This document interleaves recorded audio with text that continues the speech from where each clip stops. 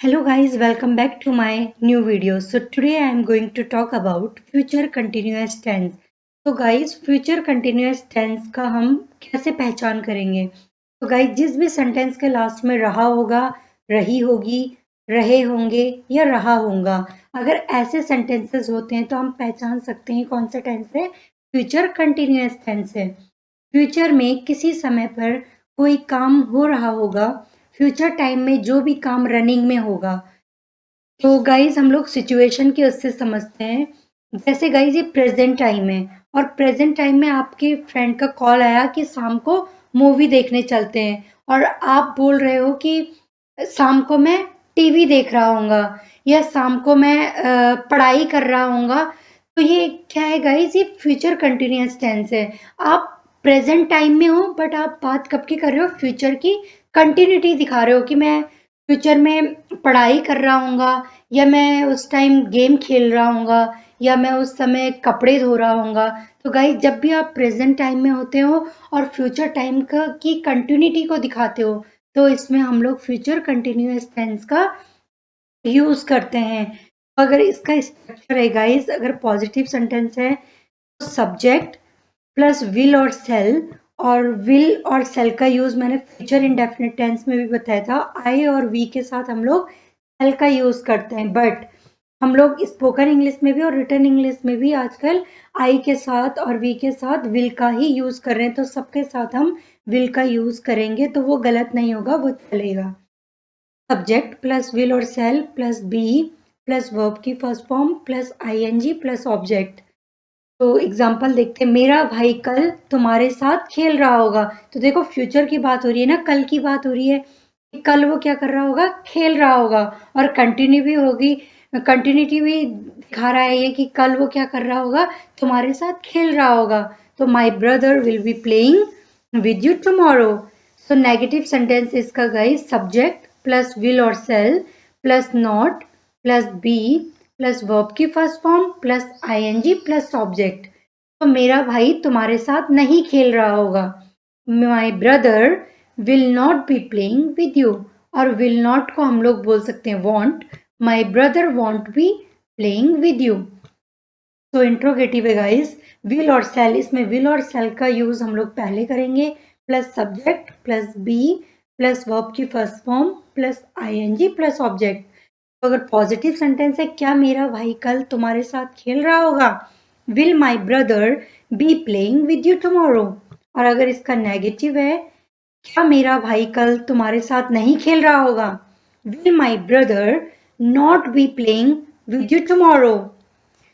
तो अगर हम लोग विल और नॉट को पहले ही यूज कर लें तो ऐसे भी बोल सकते हैं, won't my brother be playing with you tomorrow.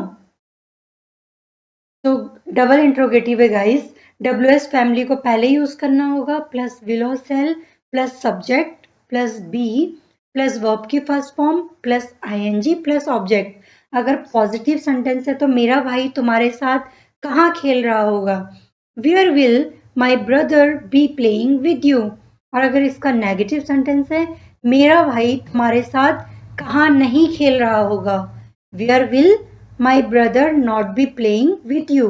और इसे हम ऐसे भी बोल सकते हैं, अगर विल नॉट को पहले ही यूज कर ले सब्जेक्ट से पहले, तो where won't my brother be playing with you.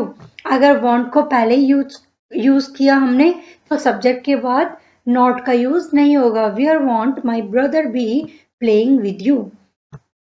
तो गाइस इसमें मैंने कुछ एग्जांपल्स लिखे हैं, चलो प्रैक्टिस करते हैं।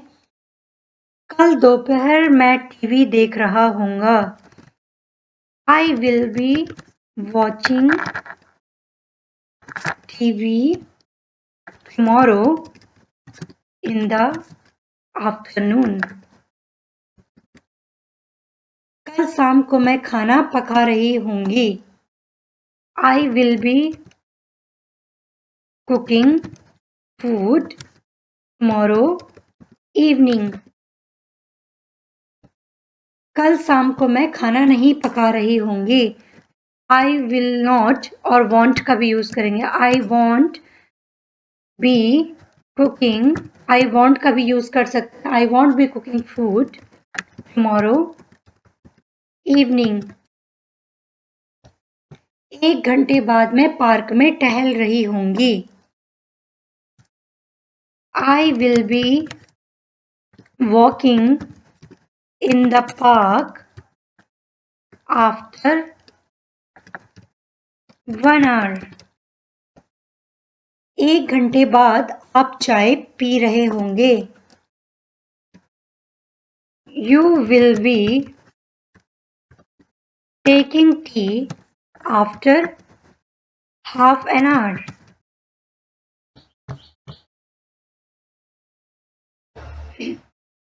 तो गाइज ये थे हमारे सिंगल सेंटेंस कि मैं 1 घंटे बाद पार्क में टहल रही होंगी, आधे घंटे बाद चाय पी रही होंगी, मैं खाना बना रही होंगी।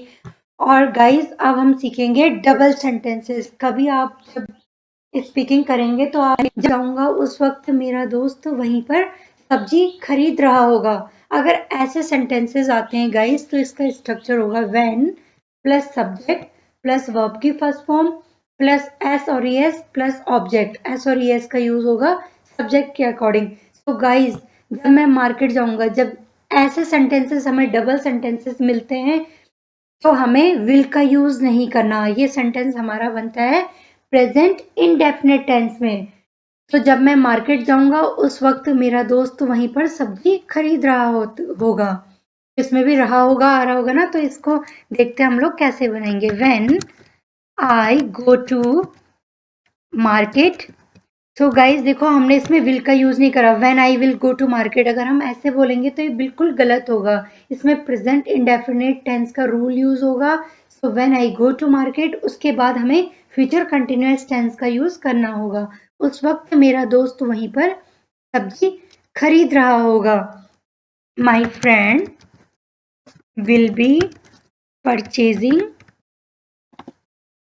वेजिटेबल्स। वहीं पर है ना ओवर दियर। गाइस दूसरा सेंटेंस देखते हैं। जब तुम मेरे घर आओगे मैं खाना पका रही होंगी। When you come to my home। Guys देखो नोटिस करो क्या बोलते हैं हमने इसमें विल का यूज नहीं करा है। ये प्रेजेंट इंडेफिनिट टेंस में बन रहा है। When you come to my home मैं खाना पका रही होंगी। I will be cooking food। तो आई होप आपको ये समझ में आ गया होगा। तो गाइज अब है कंफ्यूजन। गाइज हमें जब भी ऐसे सेंटेंसेस बोलने पड़ते हैं, इस वक्त वो सो रही होगी, इस वक्त वो खाना पका रही होगी, इस वक्त वो कपड़े धो रही होगी, इस वक्त मेरा बेटा खेल रहा होगा। ये गाइज देखो अभी प्रेजेंट टाइम है। प्रेजेंट टाइम में मैं आपको पढ़ा रही हूँ, ठीक है। और इसी टाइम मैं बोलती हूँ मेरी मदर अभी खाना बना रही होगी। मैं अंदाजा लगाती हूँ, स्पेकुलेशन करती हूँ कि मेरी मदर अभी खाना बना रही होगी। तो मैं क्या बोलूंगी, my mother would be cooking food.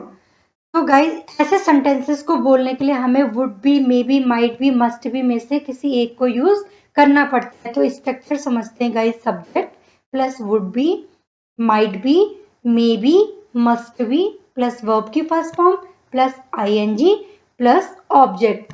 तो गाइज अगर आप बोलोगे इनमें से कौन सा यूज होगा, would be, may be, might be, must be में से कैसे पता चलेगा। तो गाइज ये सिचुएशन के अकॉर्डिंग पता चलता है। जैसे अगर आप अंदाजा लगा रहे हैं, आपको कुछ भी नहीं पता है, आप तब अंदाजा लगा रहे हैं तो आप माइट बी का यूज करोगे।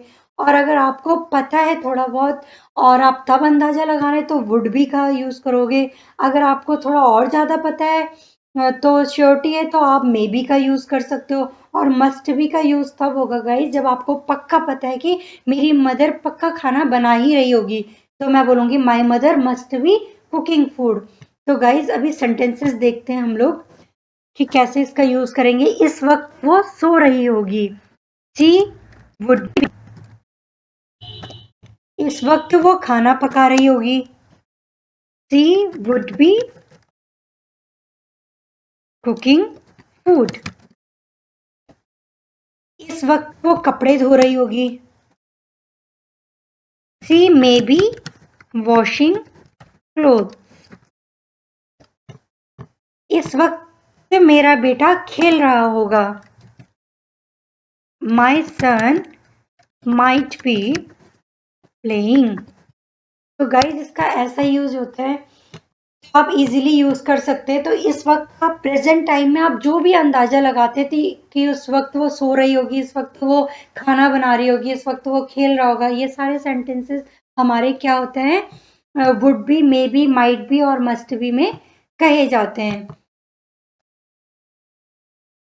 तो गाइज आप कभी ऐसे सेंटेंसेस भी बोलेंगे, उसे पीटा जाएगा, उसे कल इनवाइट किया जाएगा, कल उस लड़के को किडनैप कर लिया जाएगा। तो ये सारे सेंटेंसेस में भी गाइज विल बी का यूज होता है। तो ऐसे सेंटेंसेस हमारे पैसिव कहलाई जाते हैं।